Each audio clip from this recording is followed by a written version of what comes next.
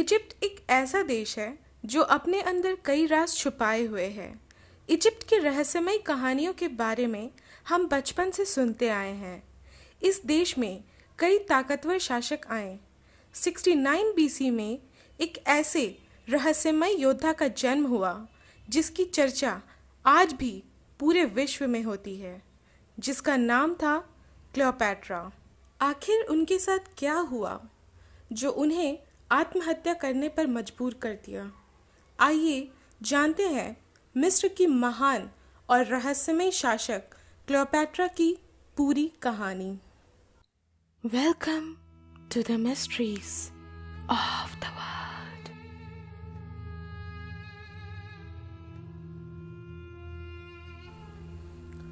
Cleopatra का जन्म 69 BC में टॉलमिक डायनेस्टी में हुआ था। टॉलमी डायनेस्टी दरअसल ग्रीस से थे। उनके पूर्वज टॉलमी वन सॉटर डायनेस्टी के संस्थापक थे, जो कि अलेक्जेंडर द ग्रेट के साथ ही उनके खास समर्थक एवं उनके उच्च पद के मिलिट्री ऑफिसर भी थे। क्लियोपैट्रा पारो टॉलमी 12 और क्लियोपैट्रा 6 की बेटी थी। पारो का मतलब होता है राजा। क्लियोपैट्रा एक एंशिएंट ग्रीक वर्ड है जिसका मतलब होता है glory of her father. Cleopatra के पिता इजिप्ट के शासक थे और उनकी माँ सहशासक। उनकी माँ की मृत्यु के बाद उनके पिता ने उन्हें सहशासक बना दिया। उस वक्त उनकी उम्र 14 वर्ष की थी।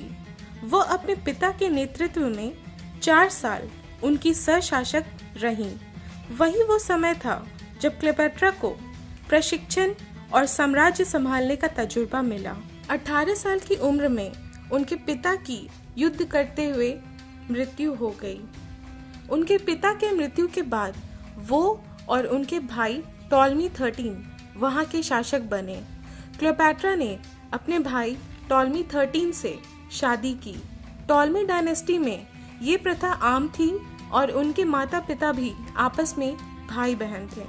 आइए जानते हैं क्लियोपैट्रा के फैक्ट्स। वो अपने वंश की पहली शासक थी जिसने इजिप्टिशियन लिखना और पढ़ना सीखा था। दूसरे भाषा को सीखने का शौक रखती थी। इजिप्टिशियन के साथ साथ उन्हें और भी कई भाषा का ज्ञान था। वो कई भाषा बोलती थी, जैसे Arabic, Syrian, Roman, Hebrew, Ethiopia. वो एम्बिशियस यानी महत्वाकांक्षी थी। वो किसी भी हालत में अपने ताज को छोड़ना नहीं चाहती थी। इसीलिए उन्होंने अपने सहशासक और पति टॉलमी 13 को मारने का षड्यंत्र भी रचा। इजिप्ट की रानी बनने के बाद उन्होंने कई इमरजेंसी सिचुएशंस को हैंडल किया। उस वक्त इजिप्ट में अकाल पड़ा था, साथ में जल की मात्रा कम हो गई थी। उन्होंने ये सब समस्या का हल निकाल कर लोगों का समर्थन पा लिया। 29 अगस्त 51 बीसी में उन्होंने अपने पति को सहशासक के रूप में अस्वीकार कर दिया और अपने देश की एकमात्र शासक बन गईं।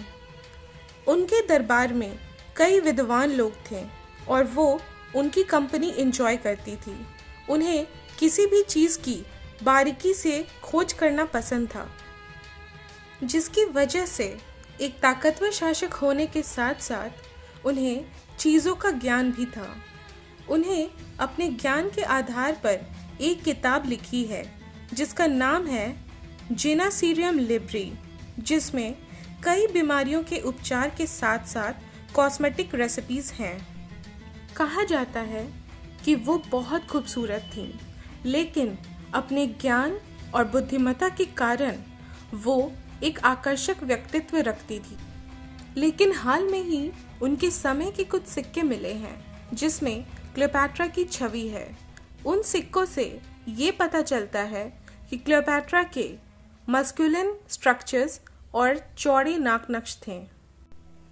लेखक और ज्ञानी होने के साथ साथ वो एक फैशन डिजाइनर भी थीं।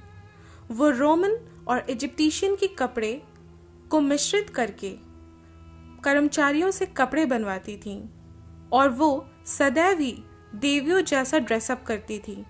वो खुद को आइसिस द मदर गॉडेस बताती थी। उनके महल में बॉडी स्पा, पार्लर और नहाने के अलग अलग कक्ष थे। कहा जाता है कि वो जवान रहने के लिए गधे के दूध से नहाती थी, जो कि आज के समय में 3000 प्रति लीटर है। उनका खुद का परफ्यूम फैक्ट्री था। हर परफ्यूम की अलग अलग रेसिपीज क्लियोपैट्रा को ज़बानी याद थी। उनके 3 भाई और बहनों के मृत्यु के पीछे उन्हीं का हाथ बताया जाता है। जिसने भी मिस्र का शासक या सत्ता पाने की कोशिश की, उसे क्लियोपैट्रा ने मौत के घाट उतार दिया। क्लियोपैट्रा मिस्र पर एकाधी अधिकार चाहती थी।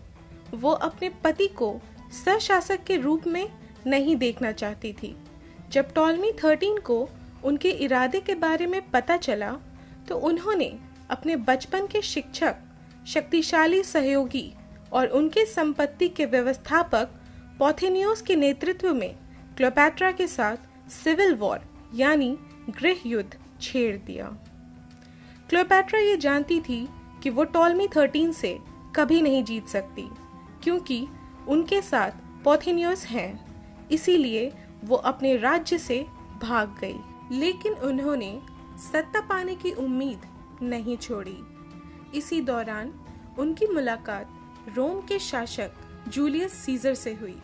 उस वक्त जूलियस सीजर की उम्र 52 वर्ष थी। वहीं क्लियोपैट्रा महज 21 वर्ष की थी। क्लियोपैट्रा की तीव्र बुद्धि और आकर्षक व्यक्तित्व के वो दीवाने हो गए। क्लियोपैट्रा के लिए सीजर सिर्फ एक हथियार थे, जो वो अपने पति टॉलमी 13 के विरुद्ध इस्तेमाल करने वाली थी। उन्होंने जूलियस सीजर को इजिप्ट पर आक्रमण करने के लिए उकसाया और सीजर ने इजिप्ट पर आक्रमण कर टॉलमी 13 को हरा दिया और क्लियोपैट्रा को वहां की रानी बना दिया। क्लियोपैट्रा इसी दौरान सीजर के बच्चे की मां बनने वाली थी। 23 जून 47 BC में क्लियोपैट्रा और सीजर के बेटे का जन्म हुआ, जिसका नाम सिजेरियन पड़ा। पहले से शादीशुदा होने के कारण सीजर ने सिजेरियन को कभी भी अपने बेटे के रूप में स्वीकार नहीं किया। दूसरी तरफ क्लियोपैट्रा सिजेरियन को रोम का राजा बनाना चाहती थी। क्लियोपैट्रा आधिकारिक घोषणा करती रही कि सीजर ही सिजेरियन के पिता हैं, लेकिन वो असफल रही। अनगिनत नाकाम कोशिशों के बाद जब उन्हें एहसास हो गया कि सीजर सिजेरियन को किसी भी हाल में अपने बेटे के रूप में स्वीकार नहीं करेगा और ना ही उससे शादी करेगा, तो उसने अपने दूसरे छोटे भाई टॉलमी 14 से शादी कर ली। सन 44 BC आइड्स ऑफ मार्च के दिन सीजर की हत्या कर दी गई। अगर आपने स्कूल में शेक्सपियर द्वारा लिखी गई नॉवेल जूलियस सीजर पढ़ी होगी, तो आपको पता होगा कि आइड्स ऑफ मार्च का मतलब होता है 15 मार्च। सीजर के हत्या के वक्त क्लियोपैट्रा गुप्त रूप से रोम में ही थी। सीजर की हत्या की खबर सुन के वो वहां रुक गई, इस उम्मीद में कि सिजेरियन को सीजर का वारिस घोषित कर दिया जाए। सीजर के वारिस के कतार में 3 लोग थे। पहला सिजेरियन, जो कि क्लियोपैट्रा और सीजर का बेटा था। दूसरा मार्क एंटोनी, जो कि सीजर का स्ट्रॉन्ग सपोर्टर और उनका जनरल में से एक था। सीजर के साथ कई युद्ध उन्होंने लड़े थे। और तीसरा ऑक्टेवियन, जो कि जूलियस सीजर का अडॉप्टेड बेटा था। सीजर को अपनी शादी से कोई बच्चे नहीं थे। ऑक्टेवियन की बहन ऑक्टेविया माइनर मार्क एंटोनी की पत्नी थी। ऑक्टेवियन जब इटली के लिए निकला, क्लियोपैट्रा इजिप्ट के लिए निकल चुकी थी। इसीलिए दोनों की मुलाकात सीजर के मृत्यु के समय नहीं हो पाई। सीजर के मृत्यु के बाद क्लियोपैट्रा अकेली हो गई। वो किसी भी हालत में सत्ता नहीं खोना चाहती थी। क्लियोपैट्रा ने बड़ी ही सावधानी से मार्क एंटोनी को चुना। सीजर के बाद अब उसकी बारी थी। उस वक्त मार्क एंटोनी को रोम का सबसे शक्तिशाली व्यक्ति माना जाता था। हालांकि एंटोनी कुशल राजनीतिज्ञ नहीं थे। मार्क एंटोनी और क्लियोपैट्रा के प्रेम संबंध के पीछे कई राजनैतिक कारण थे, लेकिन दोनों ही एक दूसरे की कंपनी को एंजॉय करते थे। दोनों ने मिलकर कई राज्यों पर कब्जा भी किया। 32 BC में दोनों ने शादी की और उनके 3 बच्चे हुए। 34 BC में एंटोनी और ऑक्टेवियन के बीच युद्ध शुरू हो गया, जो कि सालों तक चला। वैसे तो युद्ध के कई कारण थे, लेकिन उनमें से कुछ मुख्य कारण यह थे। एंटोनी का दावा था ऑक्टेवियन ने एंटोनी को इटली में सेना बढ़ाने से रोका। वहीं ऑक्टेवियन का कहना था कि उसकी बहन ऑक्टेविया माइनर के साथ शादीशुदा होने के बावजूद भी एंटोनी ने क्लियोपैट्रा के साथ प्रेम संबंध जारी रखा और ऑक्टेवियन के बदले सिजेरियन को सीजर के उत्तराधिकारी के रूप में गलत दावा किया। सीजर के विल वसीयत के अनुसार ऑक्टेवियन रोम का राजा बन गया और इजिप्ट पर आक्रमण कर दिया। ऑक्टेवियन क्लियोपैट्रा से एंटोनी के बनिस्बत ज्यादा नफरत करता था। क्लियोपैट्रा और एंटोनी ने मिलकर कई राज्य जीते थे और उनकी सेना ऑक्टेवियन से कई ज्यादा बड़ी थी, लेकिन ऑक्टेवियन की प्रशिक्षित सेना के सामने क्लियोपैट्रा और एंटोनी की सेना कमजोर पड़ गई।